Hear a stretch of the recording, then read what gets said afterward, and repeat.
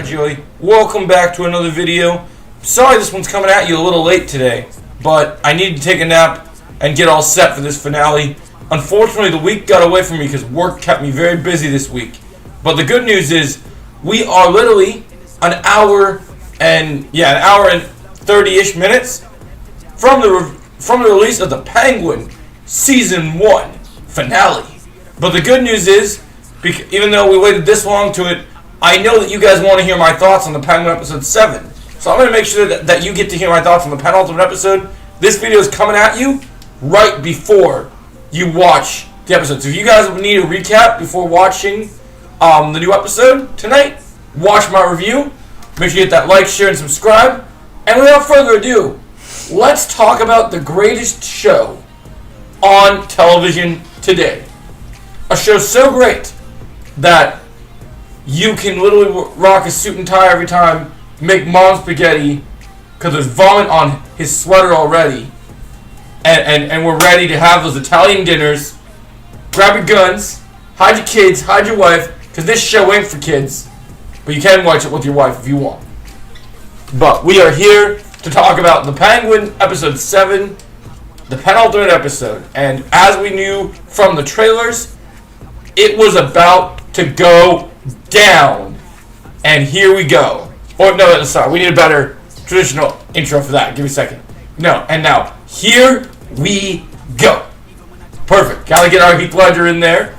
So, Penguin episode 7, we did not pick up traditionally where we were hoping after the big episode cliffhanger.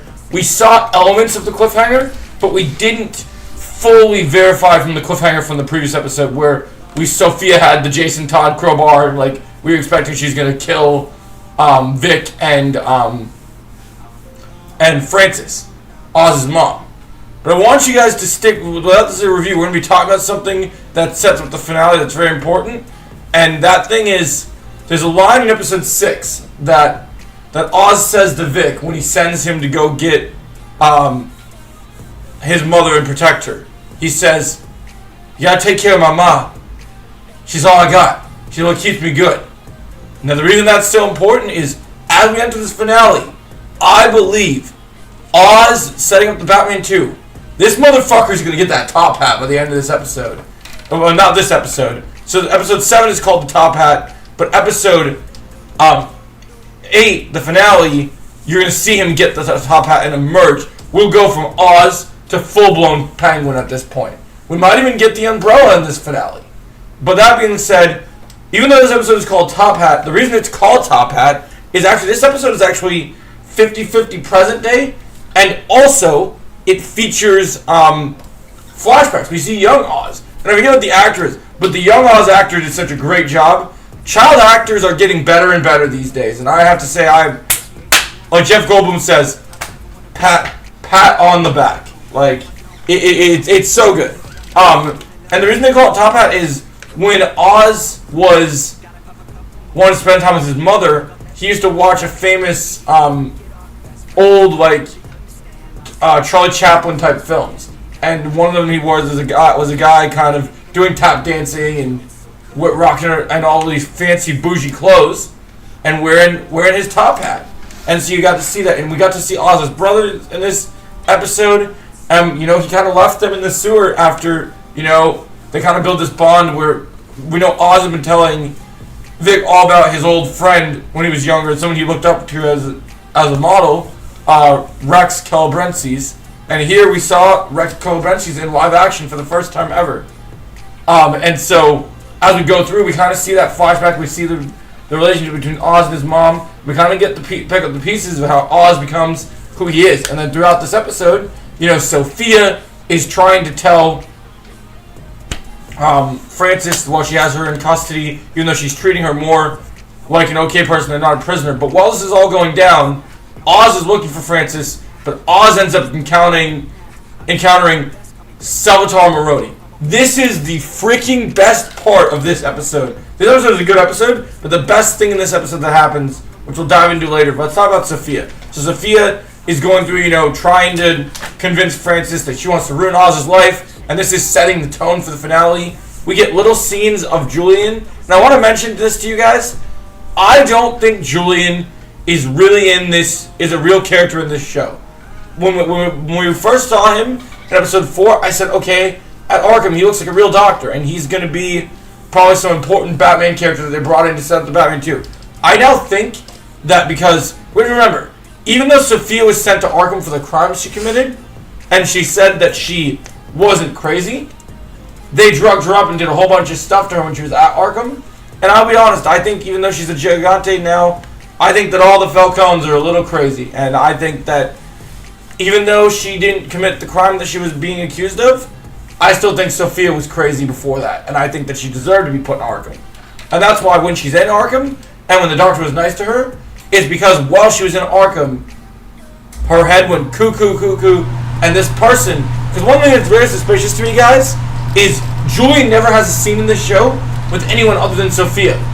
No one else is ever around, which makes me think that he's an illusion in her head. She made him up. Unless he just is a smaller part and he just comes and goes. But it's just a theory, just something I thought of, wanted to bring it up on the fly. Let me know what you think of that. But back to the episode. So, yeah, Sophia's trying to find out more from Francis. Vic is kind of trying to figure out his life, and Vic's helping Oz. Oz is getting ready to really bring things together. But before we even get to him bringing things together and setting up his great army, we have to dive into the big focus plan here. After he just rallied his troops, his operation, Salvatore Maroni finds his operation, makes Oz take him to the whole stuff, and to figure out Francis, he tries to take over. But there's a moment where Salvatore Maroni, and we talked about the Penguin. The Penguin is not a show that you're watching as an action-heavy show. But when it does have action, it does deliver. And there's gunfights, there's a lot of things that happen. But in this episode, one of the themes that really drives home is Oz and Salvatore Maroni. They've been building this tension between the two of them. So you don't remember, in my favorite episode, which was either, I can forget if it was episode 5 or if it was episode 6. I think it was episode 5. And so in episode 5, we saw the Falcones. They got not Falcones. The Maronis were used against each other and burned alive, the wife and the son. And now here, we're diving in full. We're going all in, and we're seeing the showdown between these two. And there's a callback to the Batman 2 in this scene. You guys remember in the Batman when Penguin thinks that he took out Robert Pattinson's Batman in his car, in his Batmobile? He says, "I got you! I got you!"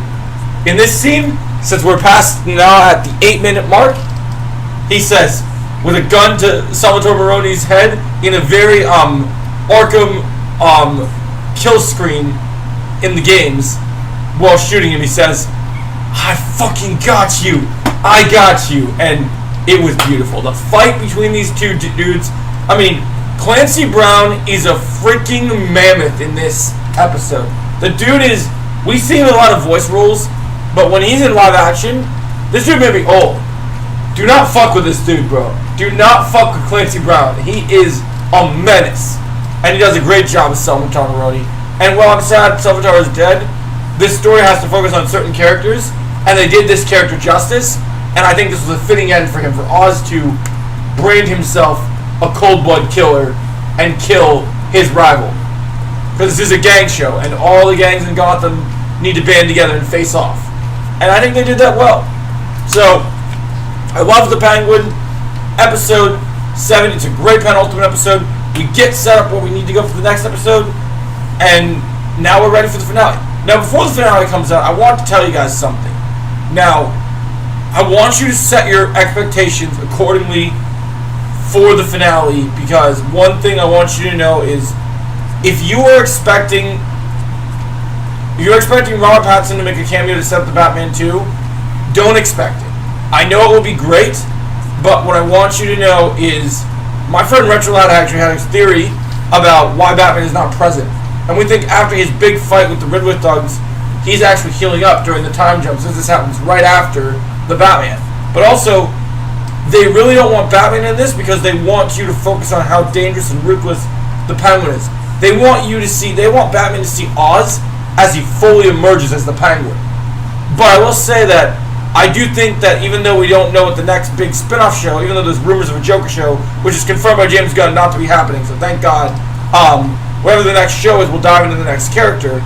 But the Batman 2 is right around the corner, and even though it's only a couple of years away, what I will tell you is I do think that a villain that will be majorly important to the plot will be showing up in this episode as a cameo to set up the thing. And I want to propose what the next show could be to you guys based on the character that could set up the Batman 2, and it could set up what's going to happen in as a spin-off show. It's what I've said since the beginning of the show.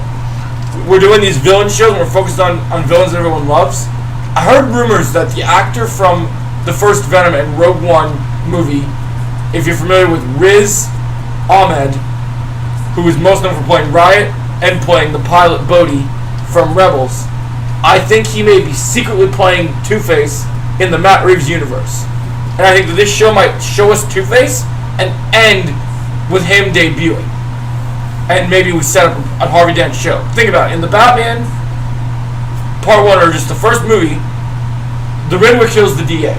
If you know anything about justice and how the police department works, in the Penguin they've been building up that the city's corrupt and that we're missing a DA. We don't have a DA to prosecute these criminals.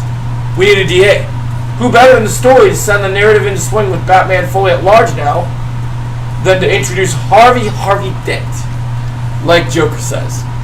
So anyway, guys, I love this episode. This show keeps getting better and better. What do you think about my theory at the end? And are you excited for the finale? We're about to watch it in just a little bit. I'll see you in the watch party. I'm going to give Penguin episode 7 I'm going to say a 9.5 out of 10. Let me know your thoughts in the comments below.